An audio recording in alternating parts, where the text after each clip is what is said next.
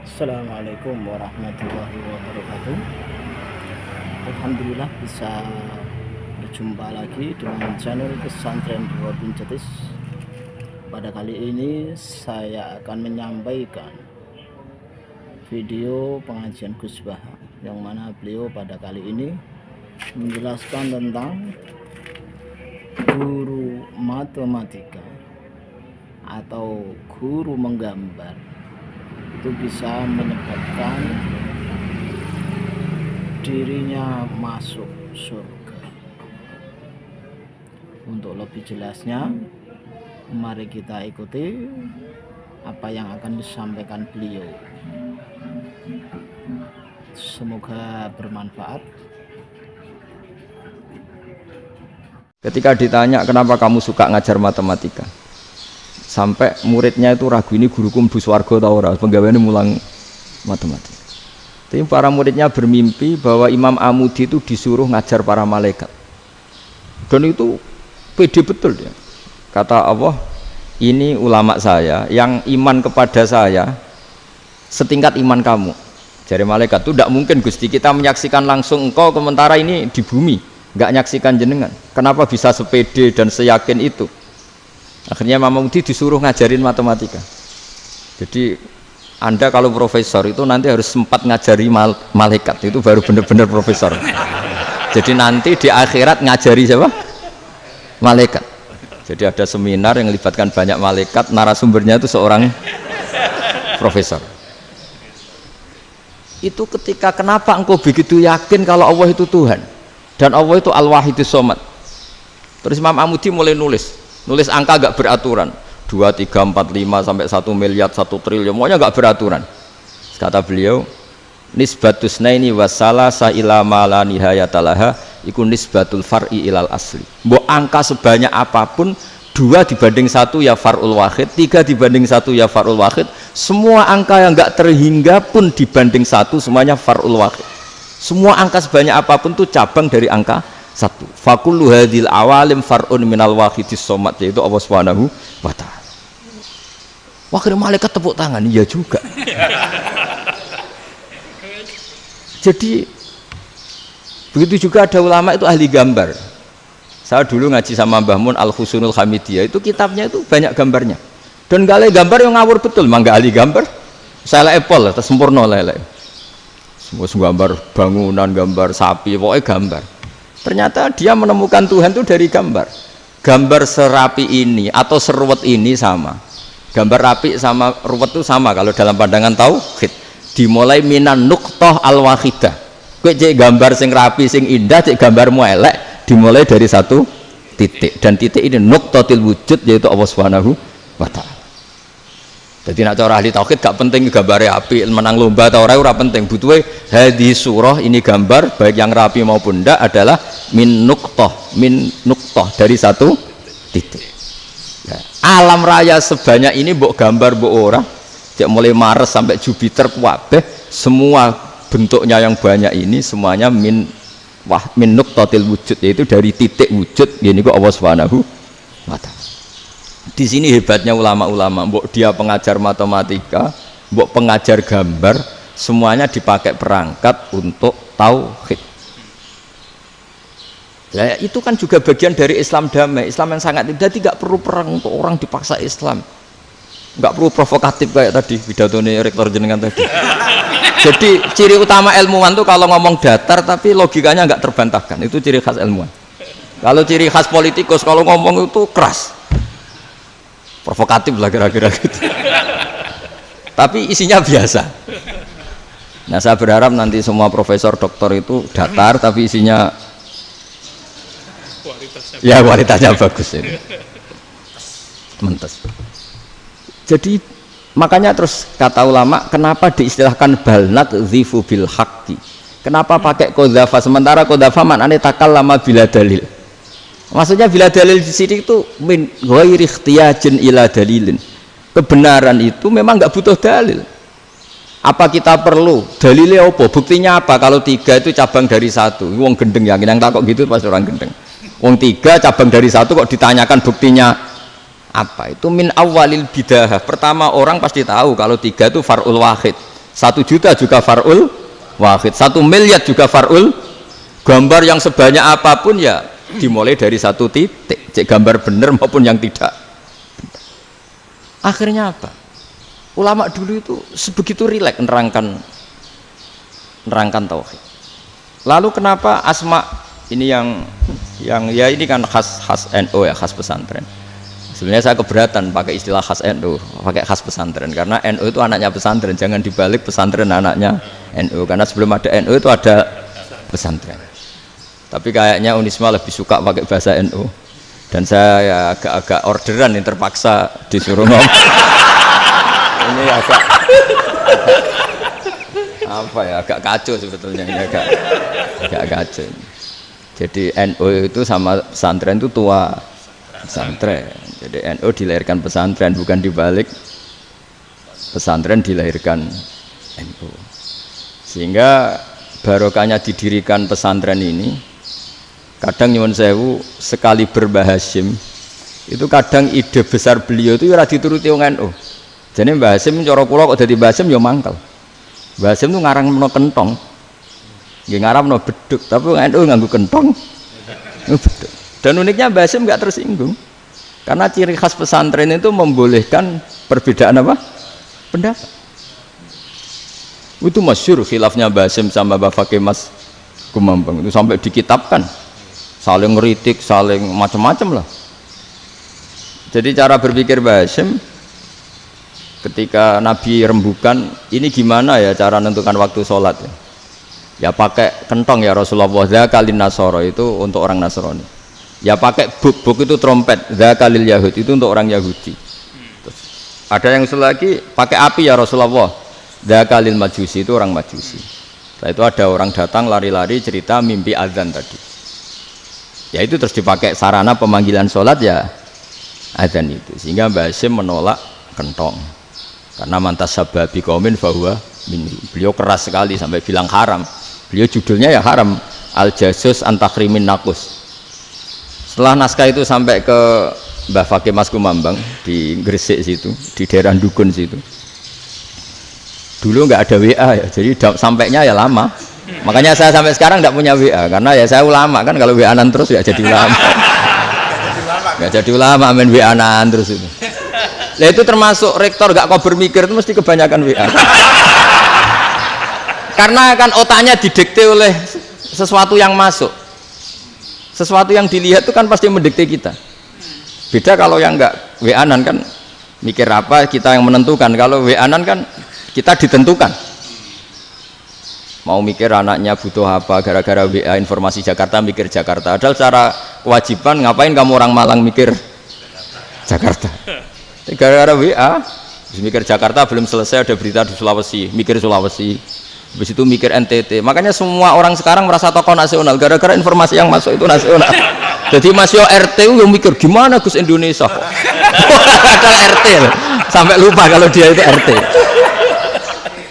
Jadi semua orang sekarang merasa tokoh nasional. Dan itu gara-gara apa coba? Akhirnya semua orang juga punya ide tentang nasional. Harusnya negara itu gini-gini. Jebule wonge sing duwe ikon niku sapa? RT. Ribet kan? Saya teruskan. Setelah naskah itu sampai ke Kiai Fakih Mas Kumambang, beliau itu marah besar. Ini harus dilawan, dan saya bukan karena benci Mbah Hasyim. Beliau teman saya ketika ngaji Kiai Mahfud di Mekah. Jadi Mbah Fakih dan Kiai Hasyim itu teman ketika ngaji di Mekah. Terus cara ngelawan tuh lucu. Lucu. Gak ilmiah, tapi gak ilmiah wong alim tetap ilmiah. Di mana-mana serupa itu tidak sama. Ya kalau mungkin zaman Nabi di Madinah itu, zaman itu kentong itu identik dengan milik Nasrani. Di Indonesia beda. Pos kampling ya kentong, kebakaran ya kentong, wae sarapan orang di LP ya pakai kentong. Jadi tidak ada jaminan kalau kentongan itu identik dengan Nasrani. Lalu haramnya di mana? Yang di mana-mana tasabuh itu identik. Ini tidak identik. Mulai masalah kan? Mulai masalah. Jadi beliau gaya judul Hazruus. Hazruus itu kepala bergeleng-geleng. Sekarangan kok ngene. Jadi sekarangan kok provokatif gitu. Nah. Dan itu Mbah Hasyim ya hormat Mbah Fakih hormat Basim. Saya sendiri secara pribadi itu lebih suka pendapat Basim sebetulnya. Karena bagi saya sholat itu sakral, ya sudahlah kalau sakral ya dipanggil dengan sesuatu yang sakral yaitu kalimat thayyibah adzan. Tapi saya tidak akan bilang kalau kentongan itu haram. Karena kalau haram alasannya mirip orang Nasrani, sementara pos kampleng ya pakai kentong, ada banjir ya kentong, ada kebakaran ya kentong. Jadi tidak identik untuk misa atau untuk sholat ala Nasrani. Tapi itu dulu ya rileks saja, dua beliau itu ya saling menghormati padahal saling kritik. Dan dulu ulama yang beda madhab itu ya saling menghormati. Imam Syafi'i itu kalau sholat di kawasan Masjid Abi Hanifah ya tidak kunut. Ketika ditanya kenapa kamu tidak kunut sementara engkau berpendapat kunut itu sunat, ikroman di hadal madhab, saya sangat menghormati madhab. Imam Ahmad bin Hanbal itu berpendapat kalau orang pakai bekam, pakai iftisot atau hijamah itu batal sholatnya. Sementara Imam Syafi'i mengatakan tidak batal apa sholatnya atau wudunya tidak batal. Tapi Imam Ahmad itu ditanya, apa kamu makmum Syafi'i? Bagaimana mungkin saya tidak makmum sama wali kutub seperti Imam Syafi'i? Padahal menurut keyakinan Imam Ahmad ini sholatnya batal. Ini habis ikhtijam udah wudu. Tapi tetap saja beliau karena perbedaan pendapat di furu' itu lazim. Ya orang boleh berdebat lah. Ketika Unisma datangkan saya, itu saking senengnya kiai, apa saking sombongnya sampai ngatur kiai, kan nggak pernah bisa diperdebatkan. Itu kan orang boleh debat kan? Itu saking angkuhnya apa saking senengnya kan nggak jelas kan? Kan dan orang boleh setuju pendapat saya, yaitu ngatur kiai itu haram. Setuju juga Pak Rektor, ekspresi mahabbah itu ya macam-macam. Dulu sahabat ya gitu, sahabat itu ada yang nggak kenal wajahnya Nabi sama sekali sampai akhir hayatnya. Ketika ditanya, lo kamu itu sahabat kok nggak tahu wajahnya Nabi? Saya tidak pernah berani memandang Nabi karena ijlalan Nabi, terlalu menghormati saya sehingga tidak berani memandang wajahnya. Ada sahabat yang penggawaannya dulu wajah Nabi sampai bisa nyifati alfiu faminunil hajib, sampai bisa nyifati detail karena dulu wajah Nabi itu ibadah. Ada seorang wali ditanya, kalau kamu di surga ingin nggak melihat Allah? Enggak. Loh, tapi semua orang ingin melihat Allah. Unazzihu dzalikal jamal an-nadhari misli. Ben gak elek-elek Allah tak delok terima aku. Wong ra jelas. Penting kok delok pangeran. Banyak. Jadi justru tapi karena saking takzimnya. Enggak lah, mosok sak aku kok. Makanya saya berkali-kali cerita. Menurut kesepakatan ulama, soft awal itu paling baik. Tapi banyak juga wali yang kalau sholat itu di belakang. Koyok paling bener yang kok ngarep gitu. Lu bayangkan misalnya kamu semangat di soft awal di Masjid Haram, jebule sholatnya salah. Itu dari malaikat gayane kok ngarep, jebule ra roh. Ini di sini-sini wong. Jebule bodoh gitu. Gayane kok ngarep jebule. Coba orang kalau sowan Mbah Mun yang berani di depan itu kan ya ketuanya atau jubirnya kan. Yang merasa ndak pati pinter-pinter kan mesti di pojokan. Artinya sudut pandang seperti itu ya sah saja, apa? Sah saja. Makanya banyak sahabat yang jarang sowan Nabi, alasannya takut ganggu Nabi. Banyak yang sering sowan Nabi, alasannya seneng Nabi. Yang sowan ya seneng Nabi, yang enggak sowan alasannya seneng. Lu Nabi itu tokoh, punya keluarga, punya anak. Kalau saya sering sowan berarti sering ganggu. Yang sering sowan dia alasan ini khazanah kita harus istifadah.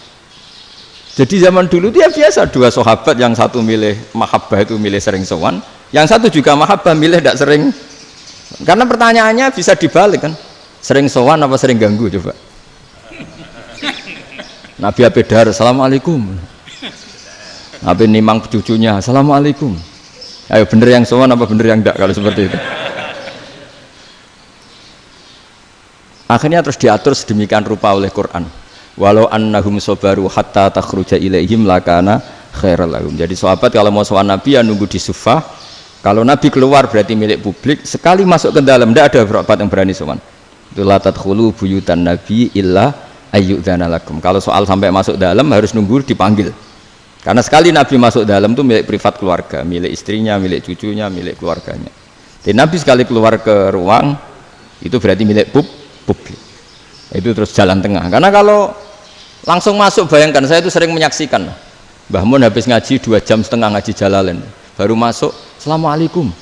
Padahal yai mungkin mau ke kamar mandi, mau ini itu. Jadi dulu itu Quran sangat modern, sebelum ada dokter ngatur tamu, rektor ngatur tamu itu Islam sudah modern. Dia kan nggak fair kan? Misalnya saya ke Unisma harus janjian pakai ini, terus kalau misalnya ke sini selonang-selonang kan lucu kan, mentang-mentang kiai terus juga sowan-sowanan selonang-selonang. Padahal kalau kita mau ke mereka pakai protokol. Sering tidak fair dunia ini, tapi karena aku kiai ora oleh gelo ya sudah. Akhirnya saya memutuskan gak gampang kemana-mana karena itu. Saya sering didatangi ajudannya menteri, Gus mau ada tamu dari Jakarta tanggal ini, mesti saya bilang, mereka milih tanggal yang mereka kosong, kok tidak mikir apa itu kosong. Tak jawab enggak lah, sebelum diatur bahasanya dan tawaduknya gitu. Akhirnya dibalik, datang lagi, Gus jam dengan kosong apa kita menyesuaikan. Lah itu lagi dia akhlak kata saya. Itu baru punya akhlak kata saya. Bukan masalah ini, bukan masalah gengsi ya. Saya sendiri itu dolan ke alumni itu jarang karena ya takut. Kiai kan yo nganggur jam 09.00 nganggur, jam 10 nganggur. Bisa saja alumni itu kerja di pabrik, bisa saja yang latihan ekonomi di pasar. Sehingga kalau saya datang jam 9, iki kiai sing nilai santri ini, apa kiai sing ganggu santri. Nah karena orang ini melakukan rutin gak kok berpikir, pokoknya ngono jenenge silaturahim. Mau nyerah kok berpikir, padahal kalau diangen-angen ini kiai yang nilai santri ini, apa kiai yang ganggu santri ini karena datang di jam kerja. Nah, bayangkan kalau kebenaran dulu itu dikawal oleh satu peradaban perang. Jadi Nabi sesuai diangen-angen Pak Nabi. Perang Badar menang Nabi, perang Uhud menang wong kafir, perang ini gonta-ganti. Apapun itu yang penting satu kesimpulannya, cara Rasulullah kesimpulannya satu. Orang tidak kober mikir kebenaran secara mengendapkan pikiran dengan pikiran jernih. Maka hebatnya Nabi ketika perjanjian, pokoknya saya minta nggak ada perang. Dan orang yang boleh mendiskusikan Islam. Itu luar biasa idenya Nabi. Karena bawaan perang itu orang kan nggak kober mikir. Ibarat seorang misalnya seneng satu perempuan, ketemu rivalnya langsung perang kan gak mikir. Tapi kalau kau bermikir, diangen-angen cawe wedok iku ora seneng aku. Untungnya apa untuk wong ayu ora seneng, malah mau loro hati. Terus sudahlah, buruan dialihkan kemana kan gitu. Itu nak mau amen WA nan tukaran lewat SMS atau tarung langsung ora kau bermikir. Tapi kalau kau bermikir, akhirnya berpikir nih, perempuan tadi sebenarnya yang disenangi siapa? Oke, ternyata senang Pak Erick. Sudah kita ngalah. Karena tidak ada nikmatnya kan menikahi perempuan yang sama sekali tidak mencintai kita. Tapi kalau nak kau berpikir pokoknya diprovokasi, wah kue kalah mbak A, kue kalah mbak B, pikirannya kan ojo sampai kalah. Bareng wis menang ternyata ada mas lah. Nah bayangkan Islam itu seperti itu dulu, dipertarungkan. Doang Islam itu dinu aklin, agama yang diterima dengan akal sehat. Tapi sekarang ukurannya perang, yang menang berarti benar, yang menang benar, kan terus jadi repot. Itu Nabi tidak ingin, makanya Nabi ingin sudahlah, nggak ada perang. Nah, makanya kata Imam Zuhri, fathul Islam terbaik adalah orang boleh diskusi tentang Islam dan tidak ada perang. Lagi-lagi penting, tidak perang itu penting, silmun itu penting, perdamaian itu